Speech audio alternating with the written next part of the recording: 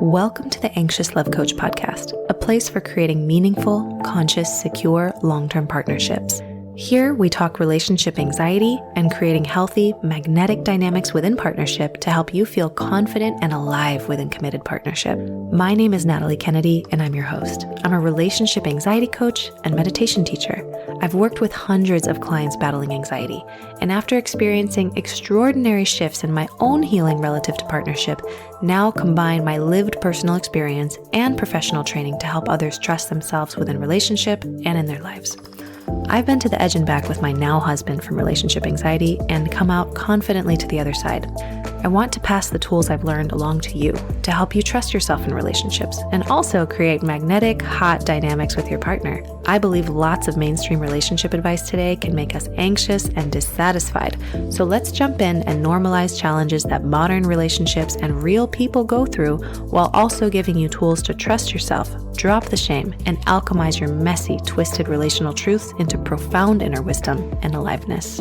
If you haven't yet, be sure to join my communities over on Instagram, TikTok, and YouTube at Anxious Love Coach. You can also request a 30-minute relationship anxiety assessment with me depending on availability, or ask me a question over on my website at www.anxiouslovecoach.com. I've also got a wonderful relationship anxiety meditation available to you as thanks for subscribing to my email list. Thanks for being here and enjoy this episode. Hello. Welcome back to the podcast. In today's episode, I am feeding two birds with one scone and recording at the same time as I'm doing an Instagram live. So you may notice a somewhat different candor. I'm a bit more interactive. I'm a bit more playful and unhinged and unscripted, but who knows? Maybe you'll love it. Maybe you'll hate it. Anyway, in this episode, I wanted to talk about how you can express your emotions more responsibly, especially if you notice that your partner tends to either tune you out or get defensive or stonewall you. Now, if they do that, that's not a good thing, but we're all human, and maybe there's one thing that you're doing that you're not even noticing that you're doing that is making you the opposite of magnetic. In fact, you might be repelling them. So if you are doing that, I want to give you one simple tool that could potentially take away 90% of your relationship issues when you're trying to express yourself in a vulnerable way. Because you deserve for your partner to lean in and want to hold you rather than shut down when you're in pain. So I hope you get a ton out of this episode. And again, I hope you enjoy the Instagram live format. If not, it's a one-time thing. Enjoy. So I want to preface this by sharing that I'm going to share something with you that is so potent, so potent. I think you're going to get a lot out of this, that it could entirely change your communication completely. And you might never have heard this before. If you've gone to therapy or you've done courses before, maybe you have heard this, in which case, sorry, it won't be unique. But if you haven't, this could change a lot for you. This little lecture that we're going to have is really about how to express your emotions to your partner vulnerably and responsibly. Because a lot of you think you're being vulnerable, but you're being sneaky and you don't even know it because you're in pain and you're trying to get your needs met. And as a result, you're showing up in a way that's making your partner get defensive or push you away or shut down. And it's making you feel more desperate to connect, which is causing you to do this thing even more, which is causing them to shut down even more. I'm talking to you guys who tend to have an anxious attachment style when it comes to conflict. If that is you, let me know in the comments. So if your partner is not listening to you when you're trying to express your feelings, then this is for you.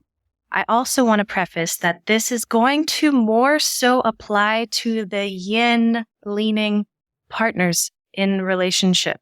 So not male, female, but the more yin partners who are more in their feelings. If you are the masculine presence or the yang presence in the relationship, this will not apply to you as much because, and I'll explain why. The yin person is usually the more feeling one. The yang person is usually the more heady, intellectual one. It doesn't mean you can't be both. I'm talking about a very specific dynamic and also your desired outcome. Okay. What if you want to be in your feminine/yin energy, but find yourself being more masculine or yang? I think that this live that we're having is going to answer that question without me needing to answer it.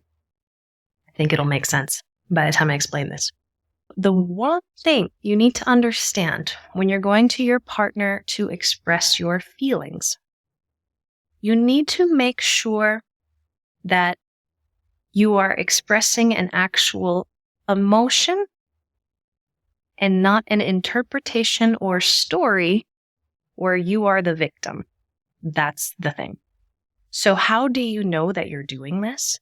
The quickest way to know, in most cases, that you are describing a story or an accusation and not a feeling is if your emotion is a verb, which means you got to think about it for a second before you use that word to describe how you're feeling.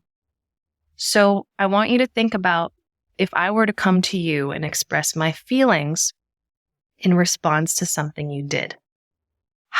Which one, and tell me in the comments, because I'm selfish and I like engagement. Tell me which one feels better to you. I feel sad versus I feel abandoned. Which one lands better for you? If I come up to you and I say I feel sad versus I feel abandoned, which one makes you curious about my inner experience? And which one makes you automatically defensive? Which one would you rather be on the receiving end? Why does I feel sad make you want to lean in? And why does I feel abandoned make you want to pull away? Why is that? It might be the same inner experience. Both make me defensive. Yeah, and there's reasons for that, especially if like someone in the past has said, I feel sad, and then they came and accused you. Right. So there's more to that, but in general, I'm going to keep this conversation small, but I can address that in the future. When we say abandoned, we have to what we're actually doing is we're starting the sentence with an I feel statement, which is what they tell us to do in therapy, right? But the thing is, you started the sentence with I feel, and then you followed it up with an accusation. AKA, you abandoned me, right? Or how about I feel afraid versus I feel attacked? You're not saying, when you say I feel attacked, what you're really saying is you attacked me. When you say I feel blamed, you're really saying you're blaming me. When you say I feel rejected, what you're really saying is you rejected me. Okay? That is why your partner is not responding to you when you are trying to share your emotion. That's because rejected is not an emotion. Abandoned is not an emotion. Disappointed is one of those iffy ones, because it could be like received as you disappointed me. But it's an iffy one, because I do know that disappointed can be an emotion that is not caused by a person. But disappointed is one of those iffy ones. But in general, when you follow up an I feel statement with a verb, it's going to be received as an accusation, because what you're doing, I feel let down. You're saying you let me down, right? Let down is not an emotion. So some of you guys never learned the difference between an emotion and a story. An emotion is something that doesn't require something to have happened. It doesn't require a story. I feel angry. I feel afraid. I feel sad. And there's some discernment around this, and I trust that you're smart adult enough to apply discernment around this. But your emotion, if you're going to share an emotion, we got to do it in a way that subtracts the story accusation out of it. So if you're saying I feel rejected, rejected is not an emotion. Rejected is your interpretation of what happened. And you're really saying you rejected me. And that is why it's not being received. what would actually be responsible is to, if you really want to be accurate about your share, you could say, I feel afraid and sad. I have a story running in my head that I know is not true, because I'm sure you have your own interpretation of what happened. And I would love to know what that interpretation is so I can get a more accurate representation of what happened that includes your perspective. But the story that's running in my head, my interpretation of what's just happened, is that you abandoned me. My current interpretation is that you're rejecting me. That is different. That's responsible. You're saying, here's what my brain made up, and here is my emotion in response to my own damn thought. That's not the same as saying like it's the holy grail truth that you abandoned me. Okay, so just again, there's a difference between saying, I have a story in my head that you abandoned me and I feel really scared and sad. What's your story? What's your interpretation? Versus saying, I feel abandoned. So you realize how difficult this is, because it means that when you really want to say, I feel rejected, you'll hear me in your brain being like, rejected is not an emotion. This is why I'm so picky about words, you guys. You're going to hear me in your head being like, rejected is not a feeling. Take that extra minute. What are you actually feeling? That's not a story or an accusation. You can't just say, I feel, and then finish it with an accusation and expect it to land well. Okay. So that's it. That's literally it. Take that extra minute to practice mindfulness and feel what you're actually feeling. And notice what you're thinking, and notice what you made up, and notice your story, and convey that. But don't act like it's the objective truth. You're sharing your perception. That's different. And what this is going to allow you to do is get a bit more creative with your language. I love words.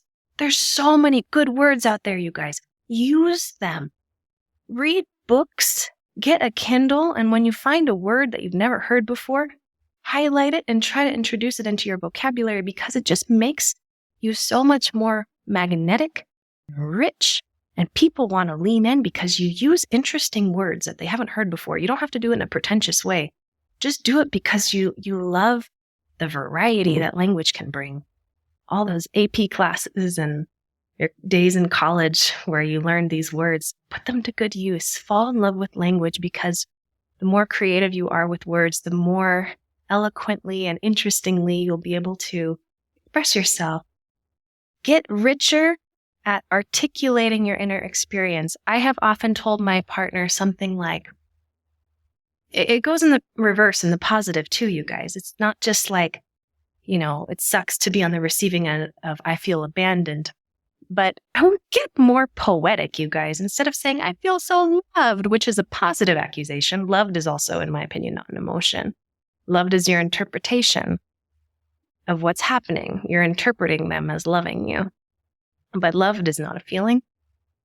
What if instead of saying, I feel so loved, you said, when you did that, I felt this lightning of butterflies up through my chest, or I felt a leaping across my heart, or I felt the impulse to jump 10 feet through the sky, right? So this is so much richer than just saying, I feel loved.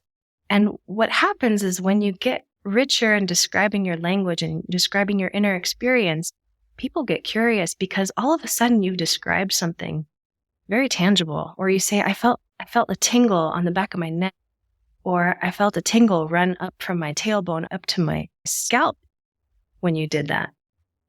I do this in a lot of my programs. I'll say, when I heard you say that, I felt my chest tighten a little bit, or I felt my hands get warm, or I felt my pelvis get tingly. Okay. So these are richer ways to describe your inner experience. And when you do that, as soon as you describe it, other people feel that in their bodies too. And it just makes the conversation more embodied, more rich, more delicious, more enjoyable, more human. So get more color. And if you struggle with articulating yourself, in this way, in a more poetic way. It's possible that you're disconnected from your body. In order to express yourself in a way that people want to lean in, you have to be connected to your body. You need to be able to, identify what it is you're thinking, what it is you're sensing, what it is you're feeling. You need to be able to articulate your thoughts, your sensations, your emotions, and then be able to convey them through whatever native language you have. Once you're able to do that, people are going to find you more magnetic, more poetic. Now, a caveat is if you are the more yang partner, this may backfire on you. So I just want to say that. I'm not saying man or woman. I'm just saying whoever kind of the more masculine pole in a relationship, and there's always a feminine and a masculine pole. If you do this, your yin partner is going to feel pressured to go into her yangness. So if you start sharing your inner emotions and all that stuff, she's already in her feelings all day long. So if you add more on top of that, it's going to feel like too much for her to process. And that obviously there's times and places for that to flip, and that's okay. But in general, if you're the yang partner and you're struggling with a feeling, your partner may receive that well if you have a solution in mind. So yang is about taking action. So if you're like, I feel sad, I feel, heavy, I feel this, your yin partner is probably going to try and put you back in your masculine and be like, well, what are you going to do about it? All right. So that's my only caveat. The rules kind of don't apply the same. And I don't have time to go into the nitty gritty details of this, but just a heads up. When we're describing our inner experience, this is more yin communication, where we're talking about the experience we're having in our bodies. Yang partners are going to have a different way of communicating.